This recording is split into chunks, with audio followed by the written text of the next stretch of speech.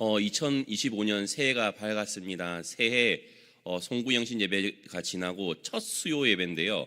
첫 수요 예배라는 말은 어떤 의미가 있냐면 부담스럽다라는 의미가 포함되어 있습니다. 왜냐하면 이 한 해의 가장 첫 번째 설교이기 때문에 우리 성도님들이 좀 마음을 열고 받으실 확률이 조금 평소보다는 높지 않겠습니까? 그래서 이 자리에도 바쁘신 와중에서도 참석하고 계신 분들이시기 때문에 어떤 말씀을 해야 될까 상당히 부담스럽다라는 것이 사실 속마음입니다.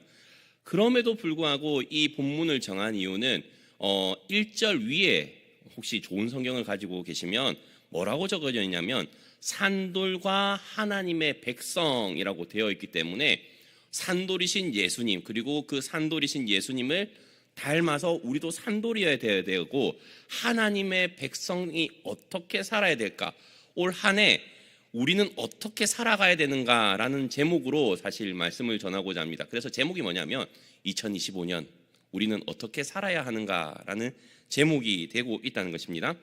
첫 번째는 뭐냐면 우리는 말씀을 사모해야 합니다라는 것이죠.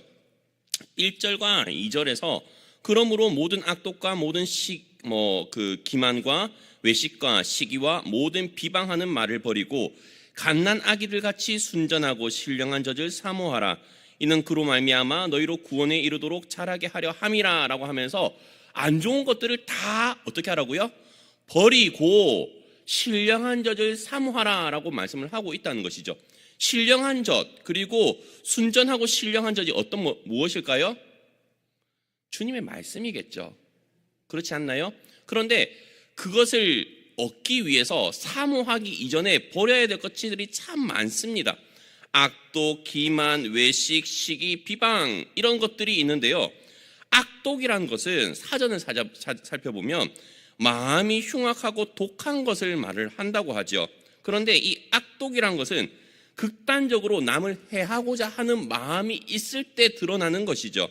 기만이라는 것은 뭐라고 표현되고 있냐면 남을 속여 넘김, 이건 뭐죠? 사기를 말합니다. 예를 들자면 지난번에도 한번 말을 했다시피 우리나라 사람은 그렇지가 않은데 어떤 특정 나라에 사는 사람들은 남을 속이고 사기치는 것을 이게 잘못됐다라고 생각을 하지 않고 어떻게 생각을 한다고 말을 했었는지 기억나십니까? 내가 저 사람보다 똑똑해 라고 생각을 하는 경우가 있다는 것이죠. 그런데 그것이 기만 그리고 사기에 해당되는 것이죠. 그리고 외식은 뭐죠? 겉만 보기 좋게 꾸며 드러내는 것입니다. 이것은 외식이라는 것은 우리가 치장하는 것만 드러낼 수도 있긴 하지만 때로는 우리가 삶 가운데 아니면 연극을 표현하는 단어 가운데 가면을 쓴 인격이라는 거 혹시 들어보셨나요? 전문 용어로 페르소나라고 하는데요. 이건 이런 것과 똑같습니다. 제가 교회에서 보여주는 이미지, 나름 거룩한 이미지. 그러나 집에 가면 어떤 이미지죠? 표독스러운 아빠가 될 수도 있고요. 다정다감하지 않은 남편이 될 수도 있는 것이겠죠? 그죠? 아멘 안 해주셔서 감사합니다. 그런 것처럼 사람은 각자 위치마다 상황마다 다른 외식하는 모습을 사실 어느 정도는 가지고 있습니다. 그리고 또 시기는 어떤 걸까요? 누군가에 대한 열등감이 증오로 바뀌는 것이 시기입니다. 그리고 비방은 남을 비웃고 헐뜯어서 말하는 것을 말을 하고 있죠. 그런데 이런 것들을 하나님께서는 베드로를 통해서 우리에게 주시는데, 그리고 그때 당시 성도님들에게 주시는데 어떻게 하라고요? 버리라고 합니다. 그러면서 그렇게 버리고 난 가운데 이제 채워야 되고 또한 성장해야 되는 것이 무엇으로 성장해야 되고 무엇으로 채워야 되느냐라고 하면 어린아이와 같이 순전하고 신령한 젖을 사모하는 것처럼 말씀으로 그 자리를 채워야 되고요. 말씀으로 성장해야 된다라고 말씀을 하고 있다는 것이죠. 그렇지 않습니까? 제가 다들 알다시피 3남매의 아빠입니다. 3남매의 아빠인데요. 첫째, 둘째, 셋째가 다 틀립니다. 첫째는 어쨌냐면요. 얘가 모유 수유를 잘 못했거든요. 모유 수유를 못했다면 뭘 먹었단 말이죠? 분유를 먹었다는 말입니다. 왜냐하면 쪽쪽쪽쪽 잘 못 빨았어요. 그에 반해서 둘째는 어땠을까요? 태어나기도 3.93으로 태어났기도 했지만 너무나도 얼굴이 시뻘개질 정도로 모유를 잘 빨았거든요. 그래가지고 아내가 하도 하소연했던 것이 뭐냐면 그만 빨아라 이러면서 애를 좀 약간 학대 아닌 이게 너무 아프니까 이게 좀 그랬던 미쳤던 그런 기억이 사실 납니다. 그런데 애 입장에서는 어떻죠? 왜 그렇게 얼굴이 시뻘개질 대로 땀 송송송송 맺힐 때까지 그렇게 빨까요? 이게 내 목숨줄이잖아요. 그죠? 애한테는 모유가 목숨줄입니다. 이 말씀 아니면 죽겠다라는 생각이 우리한테 있어야 이 어린아이와 같이 신령한 젖을 사모할 수 있는 그 마음이 나온다니까요. 그렇지 않나요? 주님의 말씀이 아니고서는 내가 살 수가 없습니다. 아무리 누군가가 나를 밀치더라도 나 이거 아니면 안 돼요 라는 마음이 있어야 우리는 순전하고 신령한 젖을 사모하는 데까지 나아갈 수 있다는 것이죠. 그렇지 않습니까? 그만큼 간절하기 때문입니다. 그런데 하나님의 말씀을 그만큼 우리가 깊이 상고하고 또한 사모하고 묵상을 할까요? 그렇지 못한 경우가 사실 더 많이 있습니다. 왜냐하면 스르륵 하고 지나갈 때도 많고 저 역시도 성경을 읽을 때 이 말씀이 어떤 의미인지 깊이 생각하기보다는 설교 준비하면서 더 깊이 사실 준비할 때가 더 많거든요. 평상시에는 그냥 흘려가면서 읽을 때가 훨씬 더 많습니다. 그렇기 때문에 우리가 뭘 해야 되죠? 큐티를 해야 됩니다.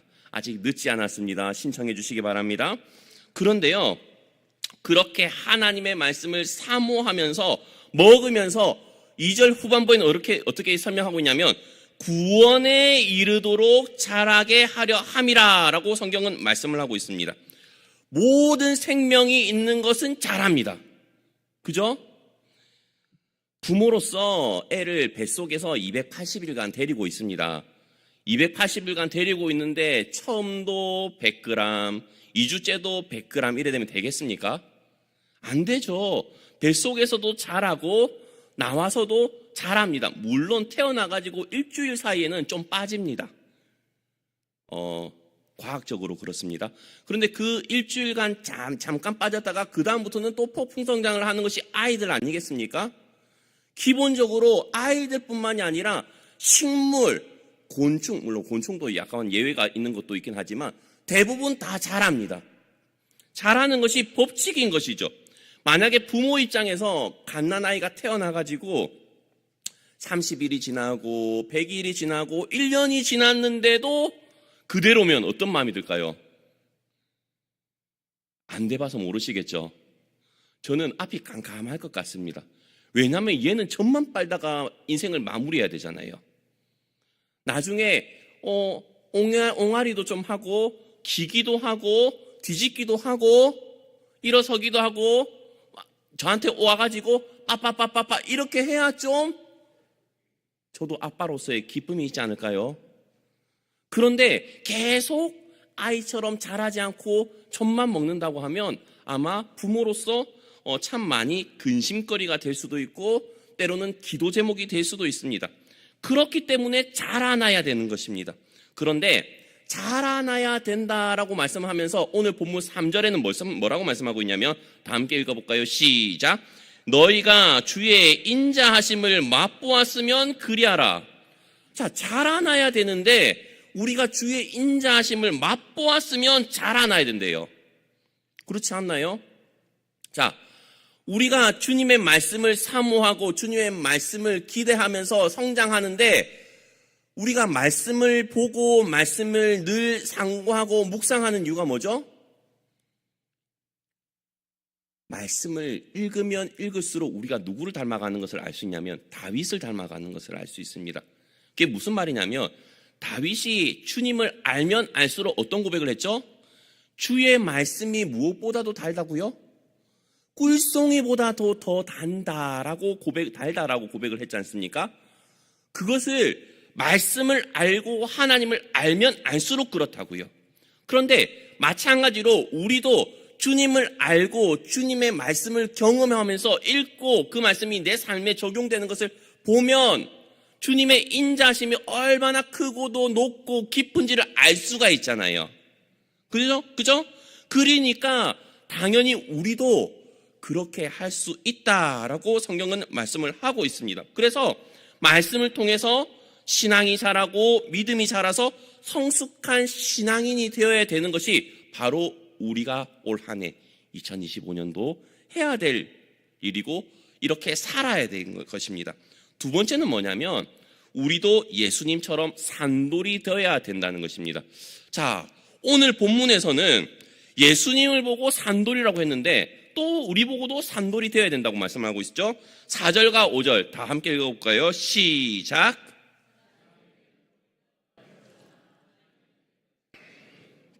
산돌이신 예수께 나아가 너희도 산돌같이 신령한 집으로 세워지고 예수 그리스도로 말미암아 하나님이 기쁘게 받으실 신령한 제사를 드릴 거룩한 제사장이 될지니라. 아멘. 성경에서 예수님을 돌로 비유를 하는 경우가 가끔 가다가 있죠. 예를 들자면 오늘 본문에도 나오는 2장 6절의 각주를 보게 되면 시편 118편에서도 모퉁이의 머릿돌이라고 이제 예수님에 대해서 그렇게 그 각주를 달아놨고요. 또 이사야 8장에서는 걸림돌과 걸려 넘어지는 반석이라고도 또 표현을 해놓긴 하지만 신약 성경에서는 신령한 반석, 모퉁이의 머릿돌, 또 오늘 본문에서는 산돌이라고 표현을 해놓고 있습니다. 그런데 참 재밌죠? 왜냐하면 예수님께서 시몬 보고 뭐라고 말씀하셨죠? 너는 베드로라. 베드로가 무슨 뜻이죠? 반석이란 뜻이거든요. 예수님이 먼저 베드로 보고 너가 반석이야. 네 위에 내 교회를 세울 것이야 라고 말씀을 하셨잖아요. 그죠? 그 십자가에 달리기 전에. 그런데 이번에는 정반대로 베드로인 반석인 베드로가 예수님을 보고 뭐라고요? 산돌이래요. 여기서 산돌이란 말은 리빙스톤, 진짜 살아있는 돌이란 그런 의미거든요. 자, 보십시오. 돌이 죽을 수 있습니까? 맞잖아요. 약간 그런 느낌이라고 보시면 됩니다. 소금이 맛을 잃을 수 있습니까? 그런 의미예요. 그죠? 돌이 살아있는 돌이 있고 죽은 돌이 있대요. 그러니까 오늘 본문에서는 산돌이라고 하잖아요. 그런데 그런 의미로 살펴보시면 될 것 같아요. 산돌과 죽은 돌의 차이는 뭐냐면 길가에 가다가 치이는 돌은 어떤 돌일까요? 죽은 돌이에요. 아무런 영향력을 발하지 못하는 돌이에요. 능력이 없어요. 그런데 산돌은 어떤 돌일까요? 그 돌로 인해서 무언가가 세워지고 역할을 감당하는 돌은 산돌이에요. 그죠? 그것을 의미한다고 보시면 됩니다. 자, 그런데 사람에게는 버림받았으나 하나님께는 택하심을 입은 보배로운 산돌이신 예수께 나아가라고 4절에서는 말씀을 하고 있다는 것이죠. 자, 사람들에게는 버림받았어요. 왜냐하면 사람들은 처음에 예수님이 오셨을 때 누군지 몰랐죠. 메시아인 것 같았는데 빌라도 앞에 서가지고 하는 것 보니까 아이고 이 사람 믿어갖고 될 거 아니거든요. 그러니까 누구를 대신 살려달라고 했죠? 바나바를 살려주고 예수를 십자가에 못 박으라고 했습니다. 그런데 그렇게 죽어가야 되는 그런 모습이 버림받은 것 같고 죽은 돌과 같아 보이지만 정작 예수님은 그 죽으심으로 말미암아 많은 사람들을 살리시는 부활의 첫 열매가 되시고 구원의 능력이 되시는 예수님이 되신 것 아니겠습니까? 그러니까 그 예수님께 나아가라라고 성경을 말씀을 하고 있고 또 5절에서는 뭐라고 말씀하고 있냐면 제가 읽겠습니다. 너희도 산돌같이 신령한 집으로 세워지고 예수 그리스도로 말미암아 하나님이 기쁘게 받으실 신령한 제사를 드릴 거룩한 제사장이 될지니라. 자, 아까도 말했다시피 우리 보고도 산돌같이 신령한 집으로 세워져야 된대요. 우리가 무엇인데 산돌같이 될 수 있습니까? 우리의 힘으로 산돌이 될 수 있나요? 절대 불가능하죠. 그런데 성경을 많이 보신 분들은 아마 이 물음에 대한 해답을 바로 어떤 성경 구절을 떠올려 가지고 찾아내셨을 겁니다. 이것이 어떻게 가능하죠? 요한복음 15장에 답이 있지 않습니까? 4절부터 7절까지 제가 빠르게 읽어드리겠습니다. 내 안에 거하라 나도 너희 안에 거하리라. 가지가 포도나무에 붙어있지 아니하면 스스로 열매를 맺을 수 없음 같이 너희도 내 안에 있지 아니하면 그러하리라. 나는 포도나무요 너희는 가지라. 그가 내 안에 내가 그 안에 거하면 사람이 열매를 많이 맺나니 나를 떠나서는 너희가 아무것도 할 수 없음이라. 사람이 내 안에 거하지 아니하면 가지처럼 밖에 버려져 마르나니 사람들이 그것을 모아다가 불에 던져 사르느니라. 너희가 내 안에 거하고 내 말이 너희 안에 거하면 무엇이든지 원하는 대로 구하라. 그리하면 이루리라. 자, 다들 아시는 내용 아닙니까? 산돌같이 신령한 집으로 세워져야 된다라고 오늘 본문은 말씀을 합니다. 그런데 신령한 집으로 세워지기 위해서는 어떻게 해야 된다고요? 산돌이신 예수님께 붙어 있어야 되죠. 그렇지 않나요? 포도나무가 가지가 붙어 있으면 영양분을 쪽쪽 빨아들여 가지고 열매를 맺을 수 있는 것과 같이 산돌이신 예수님 옆에 붙어 있어 가지고 우리도 그 옆에 붙어 가지고 공동체를 이루고 건물을 이뤄서 신령한 집으로 세워져야 된다라고 성경은 말씀을 하고 있는 겁니다. 그런데 그런 예수님이 어떤 돌이라고 성경을 이야기를 하고 있냐면 6절 7절을 한번 읽어주시겠습니까? 시작. 기록되었으되 보라 내가 택한 보배로운 모퉁이 돌을 시온에 두노니 그를 믿는 자는 부끄러움을 당하지 아니하리라 하였으니 그러므로 믿는 너희에게는 보배이나 믿지 아니하는 자에게는 건축자들이 버린 그 돌이. 혹시 옛날에 모퉁이 돌이라는 그 성가곡을 혹시 아십니까? 예수는 모퉁이 돌 죄인들을 위하여. 저만 아는 곡 같습니다. 자, 그런 곡이 있거든요. 예수님이 모퉁이 돌이래요. 모퉁이 돌은 코너에 있는 돌이겠죠? 모퉁이에 있는 돌이니까. 그런데 건축할 때 모퉁이 돌이 얼마만큼 중요한지 아십니까? 저는 건축가도 아닙니다. 그런데 얻어걸린 지식입니다. 사회 기본 지식 아니겠습니까? 모퉁이 돌이 있어야 그것이 기준이 되는 돌이거든요. 그래서 이 돌을 기준으로 딱딱딱딱딱딱 딱딱딱딱딱딱 이렇게 가는 것 아니겠어요? 그죠? 그런 모퉁이 돌이래요. 건축물을 지탱하는데 가장 기초가 되고 중심적인 역할을 하는 돌이 모퉁이 돌입니다. 신령한 집을 세워나가는데 그 모퉁이 돌이 누구라고요? 예수님이라고요. 그리고 우리도 그 모퉁이 돌을 기준으로 산돌이 되어야 된다라고 말씀을 하고 있죠. 그런데 보통 모퉁이 돌이라고 하나요? 아니요. 오늘 본문을 보면 보배로운 모퉁이 돌. 예수님을 말씀하는데 왜 보배로운 모퉁이 돌? 다른 돌은 그 역할을 감당하지 못하거든요. 맞잖아요. 오직 예수님만 감당하실 수 있는 일이기 때문에 예수님이 보배로운 모퉁이 돌이라고 성경은 설명을 하고 있다는 것입니다. 그런데 이 보배로운 모퉁이 돌은 예수님을 믿는 우리에게는 보배이지만 예수님을 믿지 아니하는 사람에게는 뭐라고요? 그냥 건축자들이 버린 돌. 그리고 어떻게 되냐면 2장 8절에 보면 부딪히는 돌과 걸려 넘어지게 하는 바위 같은 돌이다라고 성경은 이야기를 하고 있습니다. 주님을 믿는 우리에게는 예수님은 산돌이자 가장 보배로운 모퉁이 돌입니다.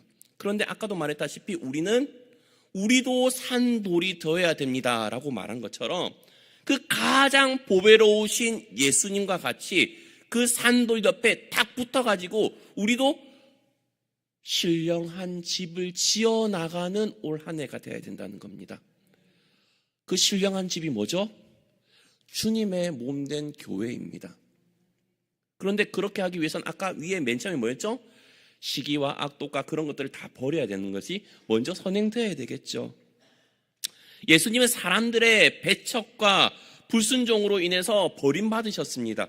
그런데 하나님께서는 그 예수님을 높이셔서 영원한 생명을 주는 영원한 부활의 산 소망이 되시게 만들어 주시지 않으셨습니까? 그리고 우리는 그런 예수님께 딱 붙어 있는 올 한 해가 되셨으면 좋겠습니다. 그런데 보십시오. 그리고 나서 우리에게 뭐라고 말씀을 하고 있냐면 그 5절 뒷부분에 보면 하나님이 기쁘게 받으실 만한 신령한 제사를 드릴 거룩한 뭐가 되라고 이야기를 하고 있냐면 제사장이 될지니라 라고 성경은 말씀을 하고 있습니다. 자, 참 재밌죠? 신령한 제사를 드릴 거룩한 제사장. 이 부분은 제가 참 많이 말을 했습니다. 하나님께서 맨 처음 이스라엘 민족을 택한 이유도 제사장 같은 나라가 되게 하기 위해서 택하셨었습니다. 그죠? 내가 거룩하니 너희도 거룩하라 라고 말씀하시면서 하나님께서 모세와 함께 이스라엘 백성들이 출애굽할 때부터 신신당부하셨던 거였거든요. 그런데 이 유대인들이 그대로 살지 못합니다. 그리고 나서 이제 베드로를 통해서 다시 한번 주시는 말씀이 우리 보고 또 초대교회 성도 보고 제사장이 될지니라 라고 말씀을 하고 있죠. 근데 제사장의 역할은 뭐죠? 하나님과 사람들 사이의 역할을 이어주는 가교의 역할을 해야 되는 것입니다. 그런데 백성들의 성결한 삶을 보존해야 되고 또한 그들의 신앙을 성장시켜야 되고 하나님과 백성 사이의 그 모든 관계를 회복시키는 그 중재의 역할을 해야 되는데 그것이 쉽겠습니까? 하나님이 택한 유대인들조차도 이 제사장이라는 것이 정말로 사명이다라고 생각을 하지 않고 뭘로 생각을 했을까요? 특권 계급이라고 생각을 했습니다. 특권이라고 생각을 하는 것이죠. 우리도 간혹 가다가 어떤 몰상식한 기독교인들 같은 경우는 그런 경우 있습니다.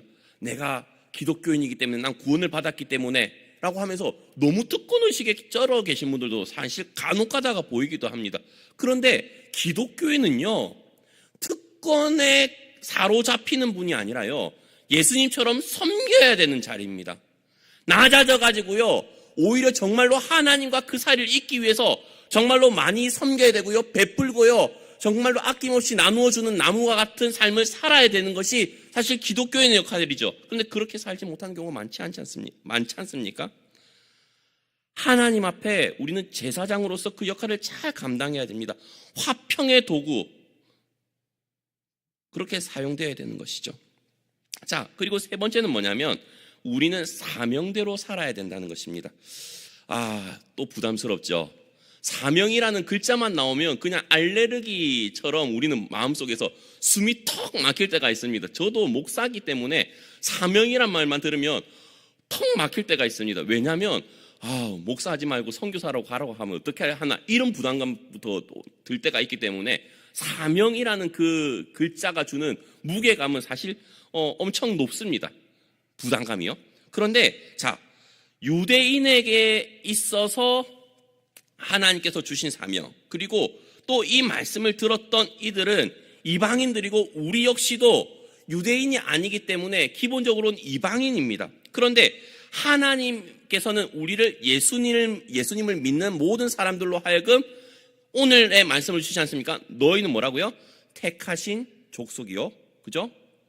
왕 같은 제사장들이요, 거룩한 나라요, 그의 소유가 된 백성이라라고 말씀을 하면서 그 이유에 대해서도 설명을 하죠. 9절에 이는 너희를 어두운 데서 불러내어 그의 기이한 빛에 들어가게 하시니에 아름다운 덕을 선포하게 하려 하심이라. 많은 직분을 주신 이유가 있대요. 직분 참 많지 않습니까? 택하신 족속이죠. 왕같은 제사장들이죠. 거룩한 나라라고 했죠. 그의 소유가 된 백성이라고 했죠.